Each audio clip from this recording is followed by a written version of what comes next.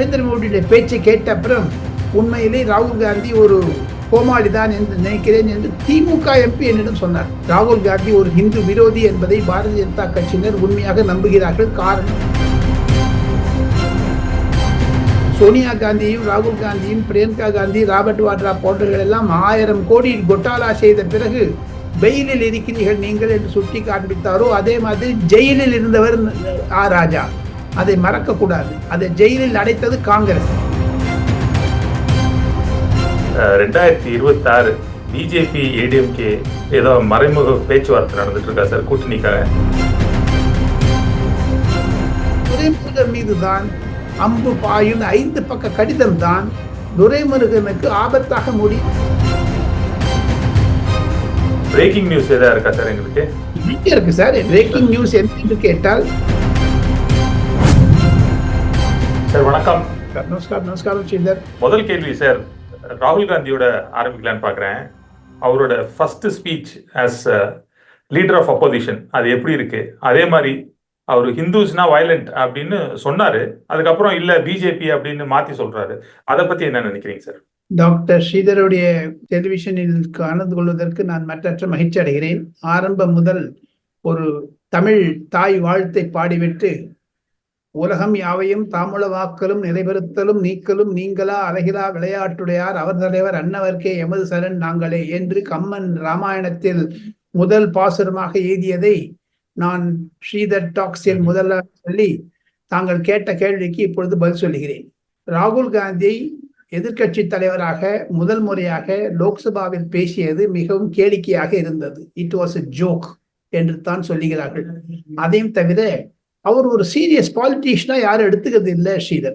இந்தியாவில் மாணவர்கள் ஆனாலும் சரி, அரசியல்வாதிகள் ஆனாலும் சரி, முதலாளிகளும் தொழிலாளிகள் யாரா இருந்தாலும் சரி, அது கண்ணடிக்கிறாரு, ஒன்னு சொல்றாரு, ஊழ மாதிரி கூவுறாரு, அப்படிங்கிறாரு. அது என்ன அர்த்தம் சார்? அவர் is he thinking that is a college student? So ஆக மொத்தம் நேற்று செவ்வாய்க்கிழமை மாலை நரேந்திர மோடி அவர்கள் ராகுல் காந்தி 2.5 மணி நேரம் பேசியதில் சுக்காக தூராக ஏறிவிட்டார். அதற்காக ராகுல் காந்தி இந்து சமாஜத்தை பற்றி பேசியது கண்டனத்துக்குரியது. ராகுல் காந்தி ஏளனமாக நினைக்கிறார் இந்துக்களிடமிருந்து எதிர்வினை இல்லாவிட்டாலும் அவருடைய தந்தை, அவருடைய பாட்டி எப்படி உயர் தியாகம் செய்தார்கள், ஒன்னொன்றுக்கும் ஒவ்வொரு காரணம் இருக்கிறது. சீக்கியர்களை துண்டுபடுனால் அவருடைய பாட்டி இறந்து போனார். அது மாதிரி ஒரு மத சார்பற்ற மதங்களையே குத்துவதற்கு தான் அந்த குடும்பம் இருக்கிறது என்பதைத்தான் சுட்டி காட்டினார் நரேந்திர மோடி நேற்று. பரம்பரையாக 60 வருடங்களில் 30 வருடம் நேரு குடும்பம் தான் ஆட்சியில் இருந்தது. அதை மார்க்க வந்த ஒரு சாயாவாலா, ஒரு டீ விற்கிறவன் 3 முறை பிரதமர் ஆனது பற்றி காங்கிரஸில் ஒரு அச்சல் புச்சல் வந்து விட்டது என்று சொல்லுகிறார்கள்.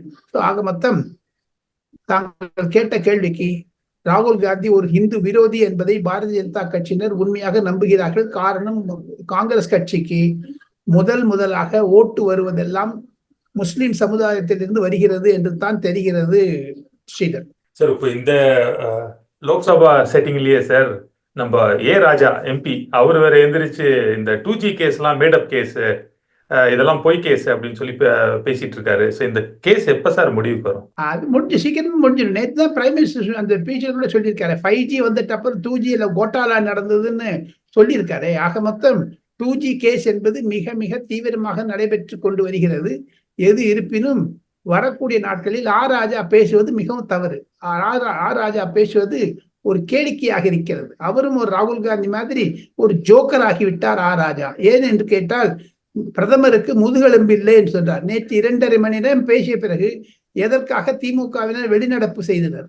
இருந்தா முதுகு காமிக்க வேண்டியதுதானே. 40 MP வேஸ்ட் ஸ்ரீதர். வந்ததுக்கெல்லாம் தவிர கனிமொழியால ஒண்ணுமே பண்ண முடியல. டிஆர் பாலு குரூப்னு ஒண்ணு இருக்குது, உதயநிதி குரூப்னு ஒண்ணு இருக்குது, ராஜாவுக்கு குரூப்பே கிடையாது. சோ இதெல்லாம் பார்த்தீங்கன்னா திமுகவில் இருக்கக்கூடிய எம்பிக்கள், முதல் முறையாக வந்த எம்பிக்கள் ஏமாந்து விட்டார்கள். 40-50 கோடி செலவழித்து வந்து ஒரு எம்பி ஆகிவிட்டோம் என்றால் அவருடைய ஈடுபாடு என்ன இருக்கிறது இந்த நாடாளுமன்றத்தில்? நேற்று பிரதமர் பேச்சு கேட்ட பிறகு ஒரு திமுக எம்பி என்னிடம் சொன்னார். முதல் முறையாக வந்தவர், கல்லூரியிலிருந்து படித்து விட்டு எனக்கு அவர் நீண்ட நாளாக அவருடைய தகப்பனாரை நன்றாக அறிந்தவர். அவர் என்னிடம் கூறுகிறார், நரேந்திர மோடியுடைய பேச்சை கேட்ட அப்புறம் உண்மையிலே ராகுல் காந்தி ஒரு கோமாளிதான் என்று நினைக்கிறேன் என்று திமுக எம்பி என்னிடம் சொன்னார் தனிப்பட்ட முறையில். சோ ஆக மொத்தம் ராஜா பேசியதை சீரியஸாக எடுத்துக்கொள்ளாதீர்கள்.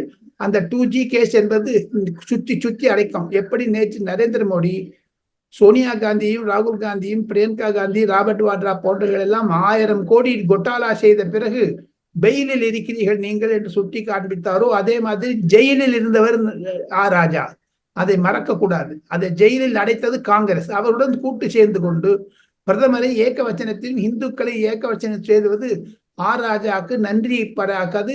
தர்மம் காக்கும் சார். தர்மத்தின் வாழ்தனை சூதுகவும் தர்மம் மறுபடியும் வெல்லும். ஆக மொத்தம் ராஜாவுக்கு கண்டிப்பாக கூடிய விரைவில் தண்டனை கிடைக்க இருக்கிறது.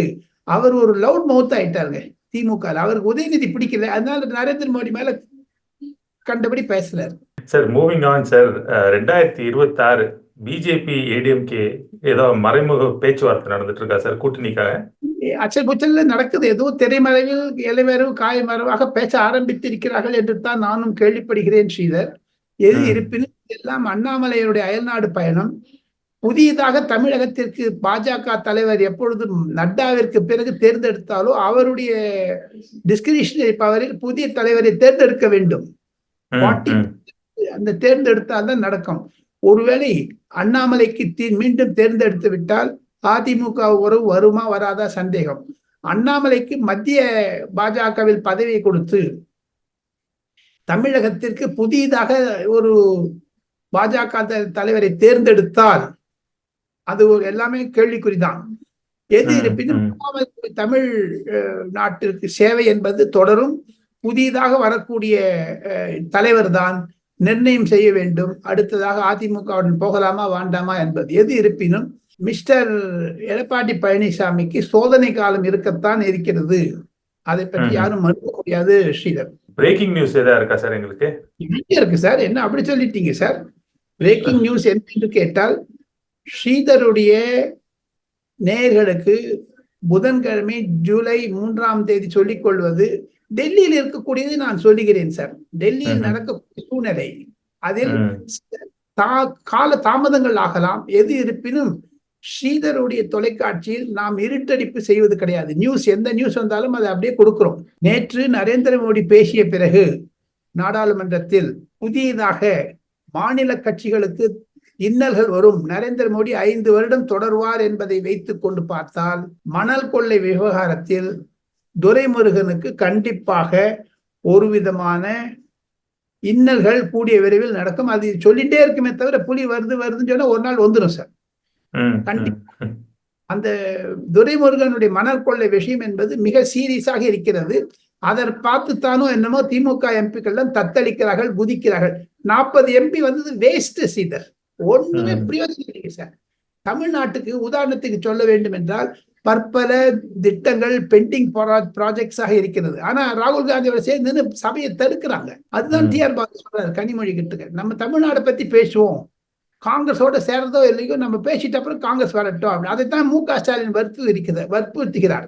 ஆக மொத்தம் திராவிட முன்னேற்ற கழகத்திற்கும் காங்கிரசிற்கும் உறவு நெருக்கமாக இருந்தாலும் நாடாளுமன்ற கொள்கையை வைத்து பார்த்தால் அதில் ஒரு சில மாறுதல்கள் இருப்பதை நான் பார்க்கிறேன். காரணம், தமிழக பிரச்சனைகளை எல்லாம் மறந்துவிட்டு அகில இந்திய பிரச்சனை நீட்டு சொல்றது உண்மைங்க.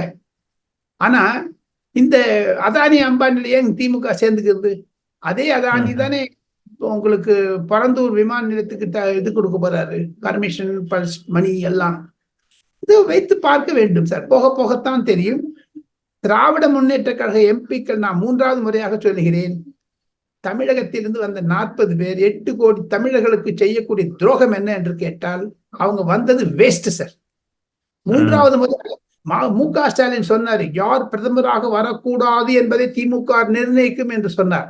நிர்ணயிச்சுட்டாங்க. 3வது வந்து நல்ல ஸ்டெபிலைஸ் ஆயிட்டாரு நரேந்திர மோடி.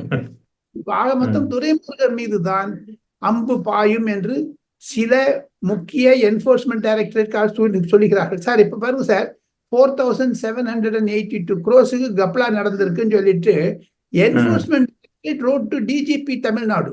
அது எப்படி எழுதினாங்க? 8 கலெக்டர் 5 கலெக்டர் கூப்பிட்டு பேசியிருக்காங்க.